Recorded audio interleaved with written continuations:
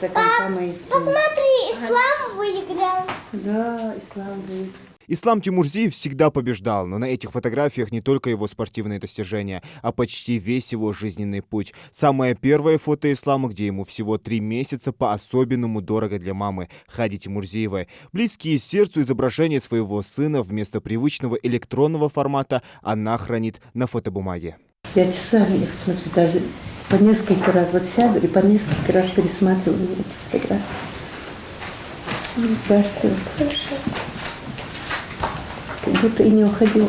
Ислам Тимурзиев всегда говорил, что не увлекся боксом, а заболел им. Этот путь он начал прокладывать в 95-м году, несмотря на запреты матери, а вскоре добился ее одобрения, ведь без него Ислам не надеялся на успех. «Я брошу бокс, когда бокс бросит меня», — говорил он. Владел быстрыми ударами и жесткой техникой ведения боя, что было не свойственно боксерам самой престижной весовой категории — супертяжелой. Бокс — это то, что у меня на сегодняшний день лучше всех получается. Скромный, застенчивый, дисциплинированный, слишком правильный для этого мира, говорят все, кто его знал. А в спорте эксперты пророчили Тимурзиеву лавры главной боксерской звезды сборной России. 4-кратный чемпион мира по боксу в тяжелом весе легендарный Эвандер Холлифилд назвал Ислама Тимурзиева лучшим тяжеловесом и открытием чемпионата мира в Чикаго 2007-го.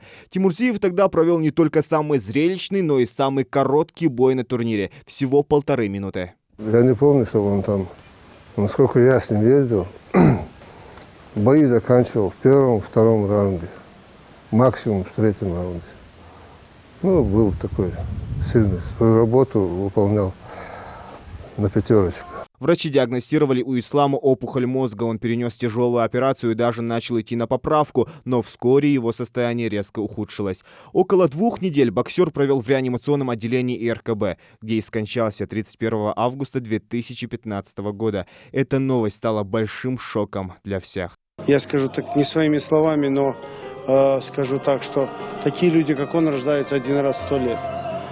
Но это был поистине мужчина, человек, который обладал чувством юмора, был настолько серьезно относился к этому виду спорта. И до конца дней своих, вот сколько я его знал, столько он был предан боксу. Ушел в такое в человеке жизнь, мы всегда будем помнить его. Такой был большой и добрый боксер, не человек. Вот. Несмотря на то, что он выступал в самой престижной, тяжелой, супертяжелой весовой категории, вот, и его, он в ринге, да, Ислам, и в жизни это абсолютно 2 разных человека, абсолютно 2 раза. И более, наверное, такого открытого, доброго человека сложно было найти еще где-то. И тем более это такой контраст, да, габариты, когда такой большой парень, но настолько отзывчивый и скромный. У Ислама Тимурзиева осталось 2 дочки. По словам матери Ислама, внуки постоянно спрашивают о нем, что он любил читать, чем заниматься в свободное время и как учился в школе. Старшие, конечно, очень многое о нем рассказывают. Да.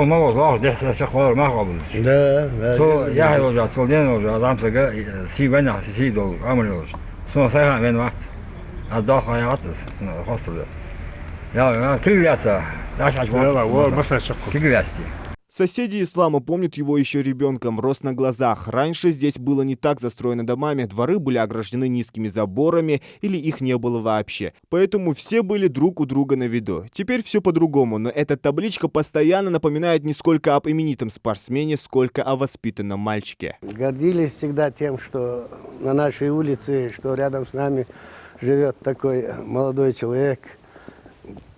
Ингушский этикет хожит. Ислам Тимурзиев был настоящим бойцом, и здесь мы говорим не только о спортивной составляющей. До последнего момента он боролся за жизнь, поэтому сегодня даже имя Ислама звучит как символ борьбы и на ринге, и в жизни. Он многого не успел, но в памяти родных и всей Ингушетии остался как скромный, воспитанный парень, который не отступал перед трудностями и всей душой любил родных, близких и свой народ. Сегодня легендарному спортсмену исполнилось бы 37 лет. Кто бы что ни говорил, но я должен драться.